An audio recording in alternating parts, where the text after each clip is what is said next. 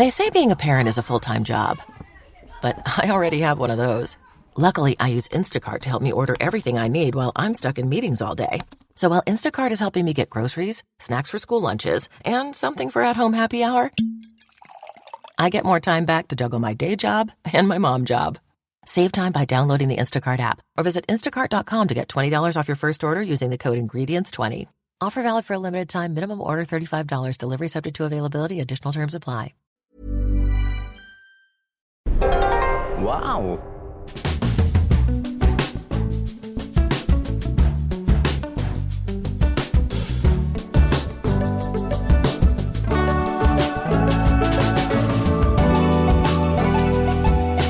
Hello and welcome to the Abroad Japan podcast, probably the best way of learning about life in Japan without actually being in Japan. I'm your host, Chris Broad, and we're joined as always by England's top Japan enthusiast, Mr. Pete Donaldson. Pete, how the devil are you doing? What's going on? I'm good. My stomach's rumbling. I've not had my breakfast, but I always think that not eating breakfast makes me feel a bit more alive, a bit more excitable, a bit more... me too. You know, like when David Cameron used to go on telly and he would purposefully not go to the loo before he started because it gave him an urgency and a single-mindedness. Really? Yeah, you'd think that would distract a person, but that used to give him a single-mindedness, a kind of like it used to unfuzz his hair, his brain a little bit. So yeah, that's me of a morning not eating breakfast. I feel alive, Chris. I feel alive. You are at least as good as David Cameron. God, what an arsehole he was. But yeah, I find the same. Like when I go up in the morning and I have like a coffee and I don't eat anything, I'm like way more switched on and way more ready to go. And then I crash at 1 p.m. and it's a disaster. But for the morning, I'm fully switched on. on. What have you been up to this week though, Pete? I think it's our 4-year anniversary of the Abroad Japan podcast as of next week. We really should be across this sort of thing, shouldn't we, Chris? We really should. Somebody has to be. I mean, we should get like a producer who remembers this sort of thing. We can't be tasked with this. We're busy thinking about what we're going to have for tea or what we're having for breakfast, for crying out loud. I've got, I think I mentioned it over Christmas, my little project over Christmas was modifying a arcade machine, one of those arcade one-up things. They're kind of off the peg, Taito or Sega or, Capcom kind of little joystick, and it's like a mini arcade card basically. And I tasked myself with modding it and putting new buttons in, putting a new joystick in, and putting a little box that gives me access to 1,000 better games than what was available in the original box. And so I've done that, and I spent all last night playing a video game called Burning Fight. Burning Fight. What's the premise of Burning Fight? It's an SNK game, and it's very underwhelming. It was basically released to defeat Double Dragon in the video game Final Fight. Final Fight was one of those games where, when I was a kid, I'd only had like an Amstrad CPC or an Amiga or whatever, and you'd have these kind of like fighting games that you only saw on the arcade, and they'd be like these big barrel-chested maniacs that were always facing to the right, and they're like these big muscle boys that I don't know what it is about Japanese fighting video games. They're obsessed with men who did no leg day but a lot of chest day, big chesty men. And basically Burning Fight is a game about Duke and Billy, two popular and renowned New York City police detectives. They're looking out for a Japanese crime syndicate, and they're in Japan. And they've met a police officer and a martial arts expert, and the martial arts expert in Japan has agreed to join the New York Police Department for one mission only, to take down the Yakuza crime syndicate. Isn't that Black Rain? And their reign of terror. Say again? Isn't that like Black Rain, the Michael Douglas film? It sounds very similar. It'll be like any bloody film, for crying out loud. It's just silly. It's just an excuse to be in Japan. But what made me laugh was the first scene is the game's clearly set in Osaka, and I know that because A, it's clearly Osaka, but B, the first thing you do is run up to, I think it's Griko, the chocolate brand that obviously I presume started in Osaka or based around Osaka. They've got a stupid fucking clown that's got like red and white stripes, and he's got glasses, big Harry Potter glasses, and he bangs a cymbal and stuff, and he's in the shops of Osaka. The first thing you do is kick him in the head for no fucking reason. I was like, why is he fighting the chocolate man from Osaka? So that's what I've been playing last night. I'm very much enjoying it, and I'm getting pretty good at it, to be honest, Chris. Especially when you don't have to put coins in, and you can just press a button to give you more coins. It sounds awfully violent. Sounds awfully violent indeed. I mean, it's just like your Streets of Rage, or your Final Fight, or your Double Dragon, or your Target Renegade. It's all very derivative, but fun. Lots of fun. You're such a peaceful, fun-loving young man, and yet you play these awful, violent video games. Just before we went live, Pete was telling me he's been playing this game, Teardown, where you have to destroy like a house in 30 seconds. Well, how much stress have you got built up, Pete? What's happened to you at the start of 2022? Smashing up houses. Down other people have built. Stabbing clowns in the face in Osaka. Honestly. Yeah. What's become of you? It does sound very similar to the opening of Black Rain. Have you seen Black Rain? It's a classic. No, I don't think I have. Black Rain. Wow. It came out like 1988, and it's about Michael Douglas comes to Japan to catch like a Yakuza boss, and he teams up with the Japanese police. And they keep referring to Michael Douglas as a gaijin. The woman he meets, who's like an American woman working in Osaka as a sort of a hostess club woman. Yeah. She's like, the Japanese don't trust you. You're a gaijin, a foreign barbarian. And it's like so over the top ridiculous. It's worth watching just for that. But the cinematography is pretty good. Yeah. He's in Osaka as well. Looks like he's in Ridley Scott. Oh, cool. It is Ridley Scott. Yeah. It's off the back of Blade Runner. It's got very similar cinematography, and that is why there's a really cool shot where they filmed on Dotonbori Bridge near your beloved clown Glico chocolate character who you assaulted, and it just looks so cool. They just make Japan look like this really cyberpunky, sinister, dark place, especially Osaka, which isn't hard to be fair. Osaka Andy is pretty Garcia gritty. is in it as well. Andy Garcia. He meets a nasty end with a sword and his head. Spoilers. Spoilers. It's all right. 1989's Black Rain. It happens very early on in the film, and the black rain is a reference to the rain that rained down on Hiroshima after the atomic bomb. And lots of characters make Michael Douglas feel guilty about that, or his character in the film. Good film though. Go and check it out. It sounds ridiculous, and it is comically bad at times, but it is a good film, and I do recommend watching it. Fancy it. It's good. We got a story this week from Autumn, who says, "Hello, Chris." Autumn's such a nice name, isn't it? Of all the spring, solid. of all the seasons, Autumn's the nicest of all. Hello, Chris and Pete. I'm Autumn, a student from Bath. I wanted to tell you a story from my solo trip to Japan in 2014. I was 18 at the time and found a cheap return flight to Tokyo for only £280. The catch was that it required 2 stopovers each way, one being an entire 24-hour stopover in Vienna, and it was for just 5 days in Tokyo. I jumped at the chance with that price and booked a cheap hostel in Asakusa for the entire stay. 24-hour stopover. You having a laugh? Amazing. That is ridiculous. You can't go wrong for 280 quid, but you really have to make the most of your time in Vienna. Otherwise, you're just like, I'm just in Vienna for 24 hours. I don't want to be. I just want to be back in London or in Japan. It sounds like a YouTube challenge, doesn't it? 24 hours in Vienna. What can I do? I really do want to go to Vienna, though. After landing in Narita and getting off the train at the wrong stop, I managed to eventually find my way to the hostel quite late in the evening. In the dorm room, I got chatting to 2 Swedish girls who invited me to join them for drinks, and I took them up on their offer. A small assortment of tourists and locals were gathered in the downstairs bar, and while we were chatting, a local Japanese guy in his early 30s made his way over to me and started chatting in broken English. Our chat about general stuff was going all right, and I even attempted to speak my own bit of broken Japanese from Duolingo before he proudly announced, "I like big girls." To me, to me, with a wink.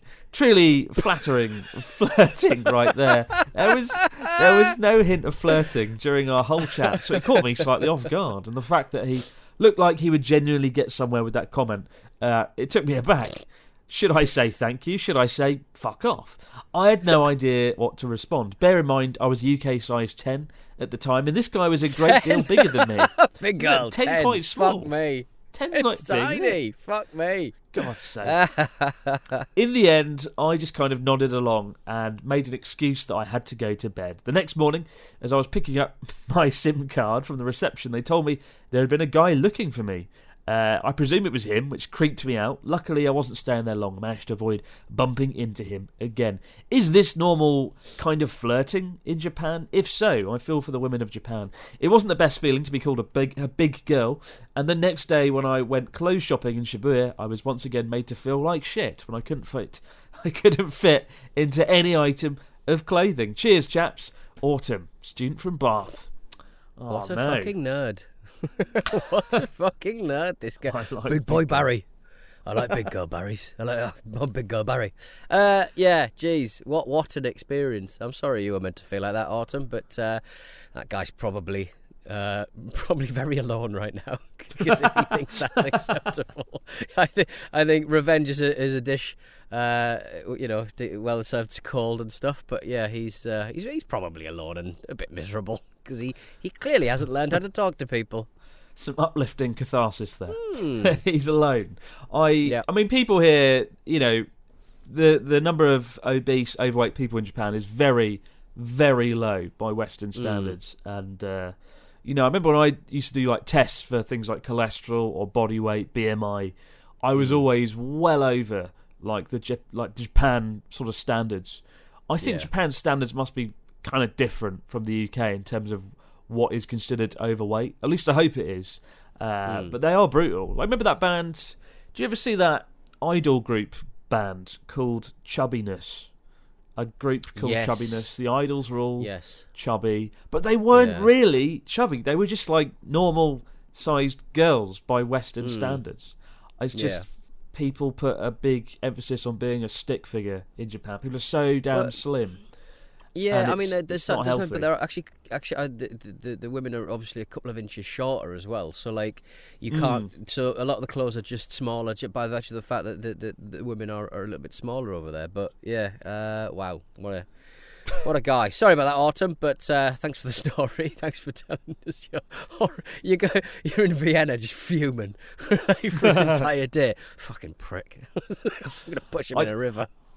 And Autumn asked, is this normal kind of thing? Is this like normal flirting? No, that guy was just a bit of a dick. No. But just a bit of a dick as far as I know. But if you do stand in places like Shibuya or in front of like train stations, you will get like guys come up to you and chat you up a bit, like the Nampa kind of people. Happened to a friend of mine recently in Shibuya, and she had to sort of fend him off. This man was sort of asking, do you have a boyfriend? And I think she said yes. And he was like, I can be a better boyfriend. And she was like, no. Oh.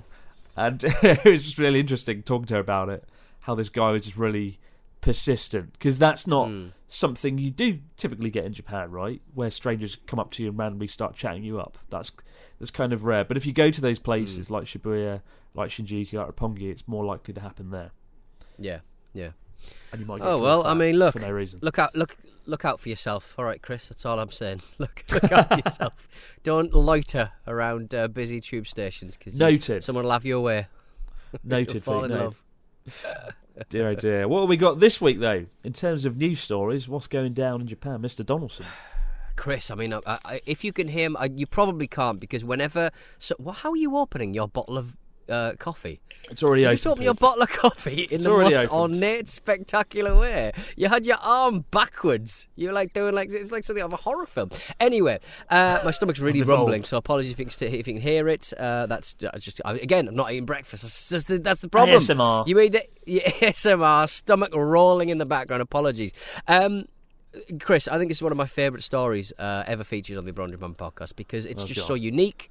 It's quintessentially Japanese, in my opinion, and it's just mental. So, a Japanese man has broken into his school to recover some stuff that a teacher took from him, which is a weird enough story. A Japanese man, a grown man, has broken into his old school to recover some stuff that were confiscated by a teacher. But it was over 40 years ago, Chris. Bloody hell, that's the day you were born, that man had his things taken as you're 40. Yeah. 10 years before I was born.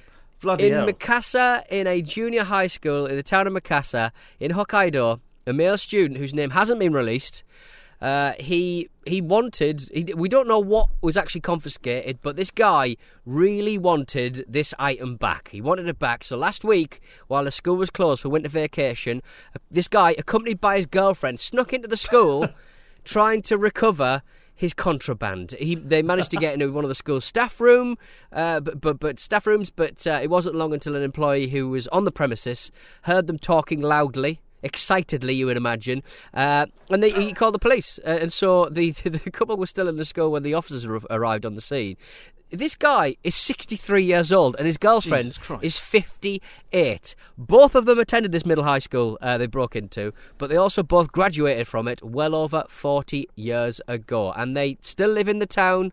They both live in Iwazawa, in the city neighbouring Mikasa to the east. And this guy was so fuming for 40 years. He's been thinking about this for 40 bloody years. He didn't. He said he's not sure. That they're not sure whether he thought that his Game Boy or his dirty magazine was in like a cupboard, still there after 40 years. He was hoping to find his teacher's contact information in the school's files. So perhaps he was going to just do that. But either way, oh my God, fascinating stuff. 40 years later, I mean, you would think that your teacher probably wouldn't be alive anymore, would you? At 63 years old. I mean, probably not. Bare minimum, they'd be 83. Bare minimum, it'd be quite a young teacher. Wow, it must have been so incredible. It must have been an incredible item. I mean, what do you think it was? What was it? It's probably a pencil sharpener. 40 years ago. What was big in? It doesn't make sense. Like 40 years ago. It was what was big in like the 1980s. 1981, Japanese toys, right? Probably a Michael Jackson Thriller album or something. Maybe, yeah. It's pretty scary. It's just robots. Those like just crazy robots. Those Japanese infantry robots you get. Maybe a transformer or two. I don't know. It's kind of scary. Like, what if he had actually found? So he went to the school to either find the item or find the teacher's contact information in the school files. It's like something out of like a movie with an assassin. He's trying to track someone down, like rummaging through the cupboard, trying to find a name, trying to find a number, so he can get his stationery back from the 1980s. Nothing about it seems right. And was he drunk? Yeah. There's no way he was sober. I mean, yeah, that's what I was going to come on to. But him and his partner were absolutely pissed. All of a sudden, it becomes a lot more realistic and understandable. I've never done anything quite that grandiose under the influence of alcohol. No. But I could probably see me doing that in 30 years' time, doing something really stupid like this. But fair play to him. I've kind of feel sad he didn't get his thing back. No, I know. Never mind. I love, like, there's just so many of these stories that where, like, the police, these sort of like really bizarre criminal masterminds we've talked about over the years, and like the Japanese police, they just what the hell? They must be wondering what the hell's going on, bringing this guy out of school. Like, it must be so much kind of like variety. How do you train for that as a policeman? Two pissed up old people rocking around a high school trying to look for an old robot or something. It could be a good film, though. Heist School, we'll call it. 63-year-old man and his 58-year-old girlfriend breaking into the school for one last heist to get the rubber, get the eraser and the fucking stationery back. Good God! Did you ever play the video game School Days? Did you ever play the game Bully on the Xbox? I played Bully, yeah. Yeah, well, School Days was kind of like the original kind of version of that on the Spectrum. You would the Sinclair Spectrum. Let's make that very clear. It's just a big school, and you're running around there and just doing school stuff, really, throwing shit at your friends. You before the game starts, you sort of. You name every main character. So there's lots of school kids, there's the headmaster, there's teachers and stuff. So you can kind of name the teachers after your teachers at school. You can name the head teacher after your head teacher. You can name your friends, and you start kind of running around this kind of like living, breathing school, just doing tasks and trying to steal things and cause trouble. And oh man, it just reminds me of that. Really, it would make a really good game. This sounds like a quest out of that or Bully, doesn't it? It's a quest. Yes, certainly does. Yeah. God. I haven't been back to my school since I graduated in 2008. Have you ever gone back to yours? I imagine it's really trippy. You know, they always like show celebrities on TV who go back to their school when they're 40, and they're like, "Oh, that's where I used to sit. That's where I got beaten up. That's the drinks fountain. And they have this sort of powerful, reflective experience. I kind of want that. I want to do that as well one day. Have you done it? Yeah, no, not really. I went back about a year later to collect a history. I got really good results in my A-level history, and I sort of went back for the history award, I think. Or maybe it was the English award. Either way, history award. I rock, I rule. But yeah, it was weird because you were allowed, because it was like a drinks reception in the staff room, and it's like, nah. I'm over 18 now. I know I can drink and have a glass of prosecco or whatever, but I don't want to do it in the staff room where the teachers smoked and drank really horrible coffee. That would be a bit weird. It's weird. I don't ever. I'm one of those people that never really thinks back to their school days. Like some people I know, some friends, they're very like they face towards the past. They always talk about past experiences, and I'm often so consumed by the future that I never look back. But I think I had a good school experience. One year I won loads of awards for being the most improved student in the entire school year. And the sad truth is, the reason it happened is when I was about 14, I had a trampoline in my garden, and I had my friend on it, and I did like a seat drop where you sort of sit down and bounce back up. And as I went down, my friend jumped on my wrist and snapped it in half, and my wrist fell off. Flopped off. It was pretty unpleasant, and it was my left hand, which is my writing hand, and so for the next 2 to 3 months, I couldn't write, and I had to dictate all my answers and all my knowledge to a member of staff, somebody there who worked there, would write it down for me. And for one of the God, and that is so boring. What a boring job to hear what 11-year-old Chris Broad has to say about things. 14-year-old, I'll have you know. 14-year-old. At the end of the year exams, right? 3 plus 5. It was that. At the end of the year exams, right? I had to. I was put in a room with this woman, and for some reason I guess because I'd be a distraction to the hall, to all the students doing the tests, so I got my own room. And I remember doing a maths test, and I kept screwing up all the answers. It was like, what's 10 plus 8? And I'd be like, 19. And she'd be like, really, Chris? And I'd be like, really? 18. And that happened for all of my exams. And so my maths score went up astronomically. I became the best from the worst student at maths and physics to the best. And I also remember I had to dictate an entire story for one of the tests. It was English language. You need to write a story out of nothing. And I remember we had 1 hour to write it.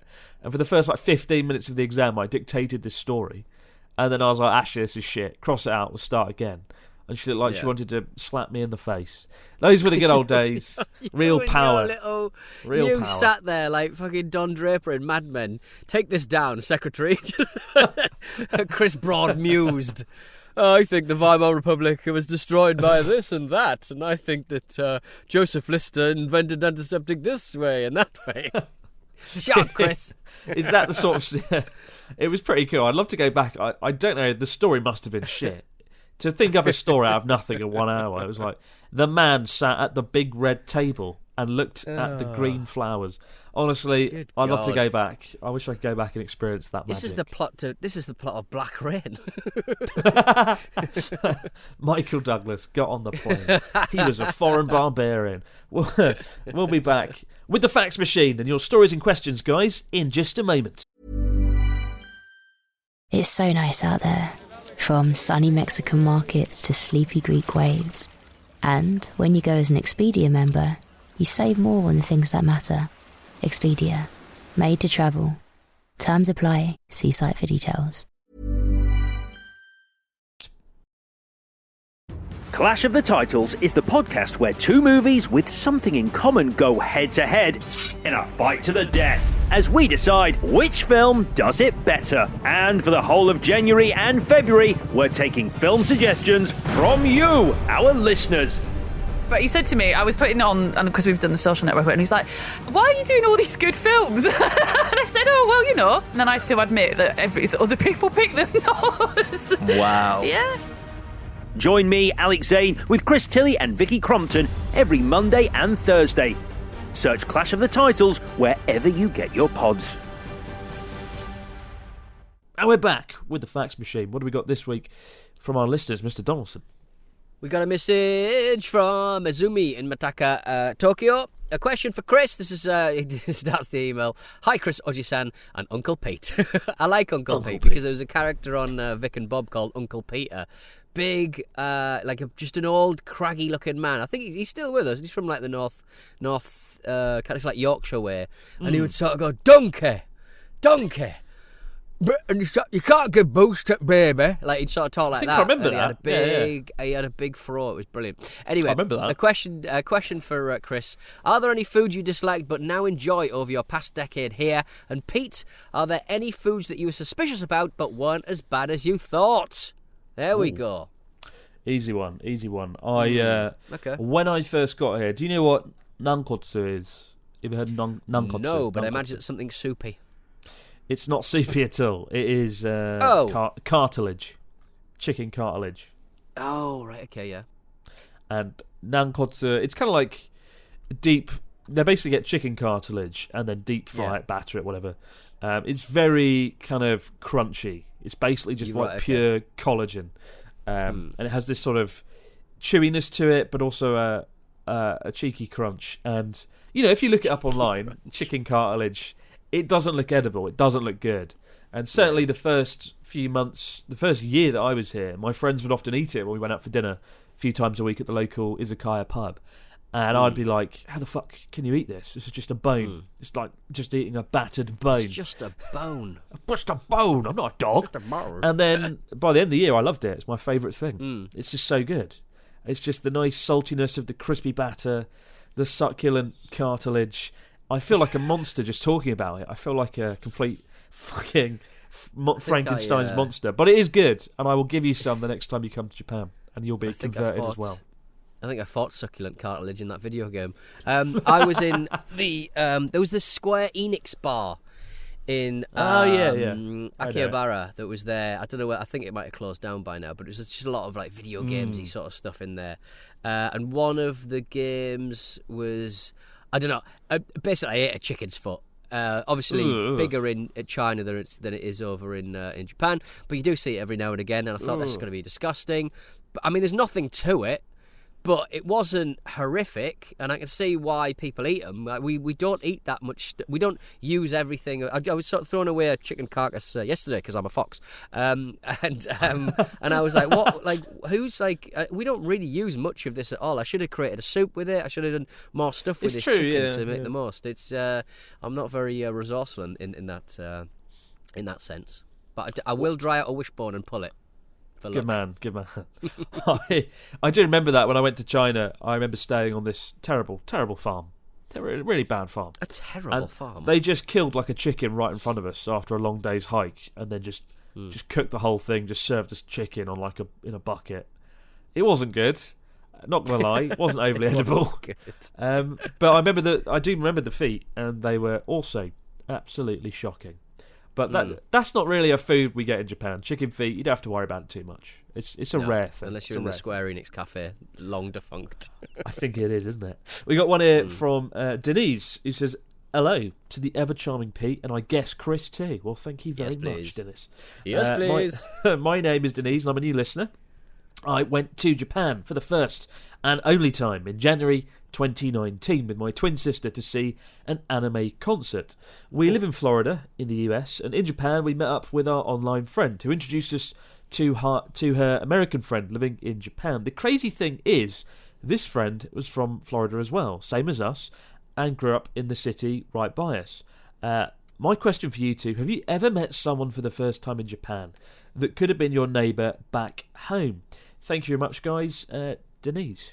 I mean, this did happen, actually. I was at a bar that I often go to in Tokyo. I won't name it because it's my favourite bar of mine. But there was a British guy managing it, and I remember asking him, like, where are you from, mate? And he said he was from a town literally like a 5-minute drive from where I was, like, born. Like, really, really frighteningly close. I'd never met anyone from, like, the same county as me in Japan, let alone from, like, one town over.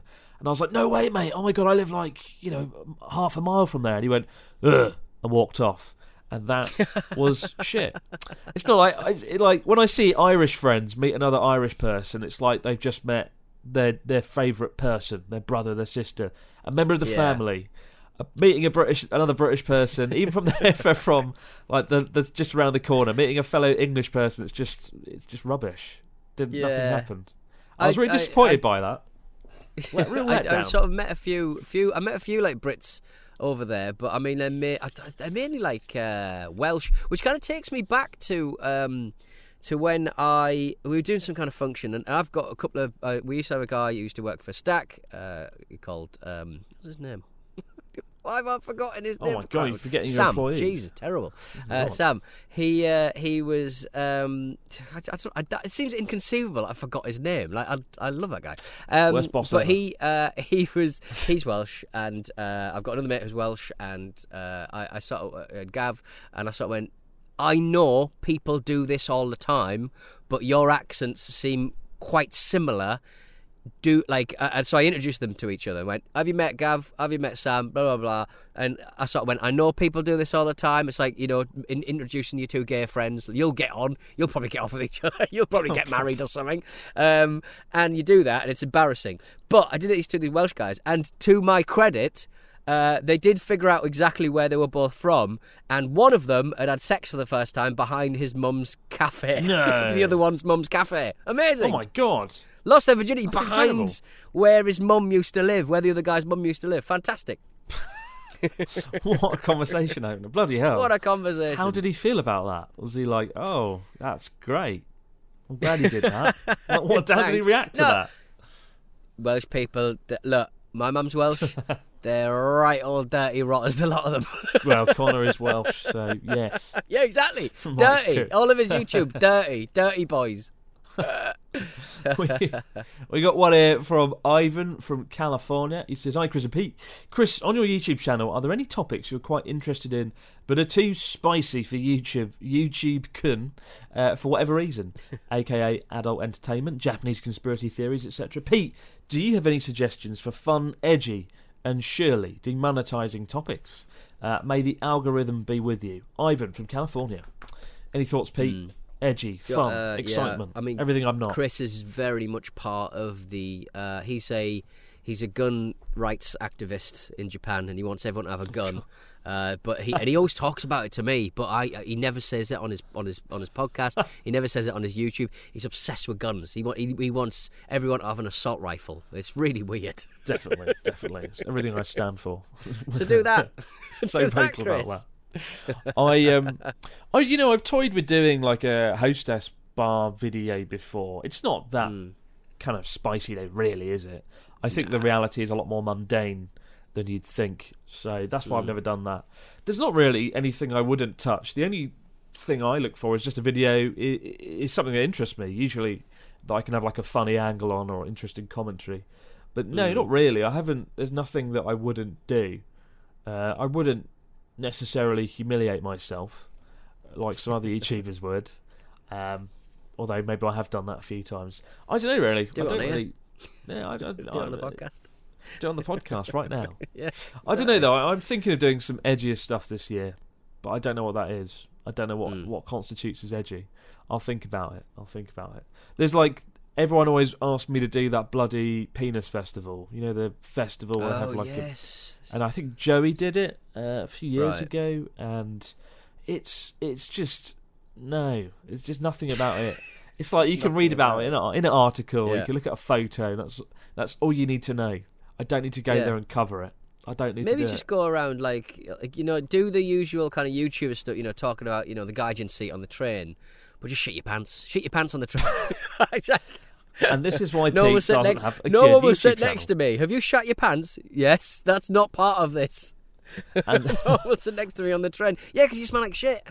there's a reason I don't listen to Pete Donaldson's YouTube ideas, and I'm not going to start anytime soon. Keep the stories, questions, comments coming in to Abroad in Japan podcast at gmail.com. Pete's a disgrace. We'll be back later in the week, guys, to do it all over again next time. But for now, no matter where you might be out there in the big wide world, have a great week, and we'll see you later on to do it all over again, right back here on the Abroad Japan podcast. Bye for now. I shot my pants in the robot Stop cafe, it. and the robot came and cleaned it up. Get out.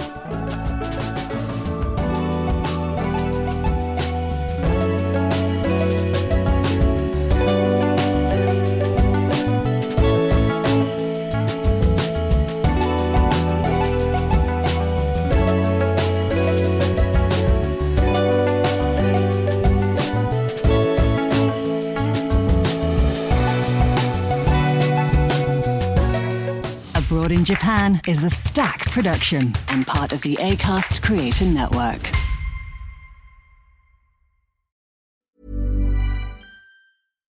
So my in-laws just called to let us know they're on their way over and we're out of food. Great. Luckily, Instacart helps me get groceries delivered in as fast as an hour. Plenty of time to cook an in-law worthy meal. Now, what to make? Chicken parm. Perfect. Download the Instacart app or visit instacart.com to get $20 off your first order using the code PREPARED20. Now the only thing to worry about is dinner conversation. Offer valid for a limited time. Minimum order $35. Delivery subject to availability. Additional terms apply.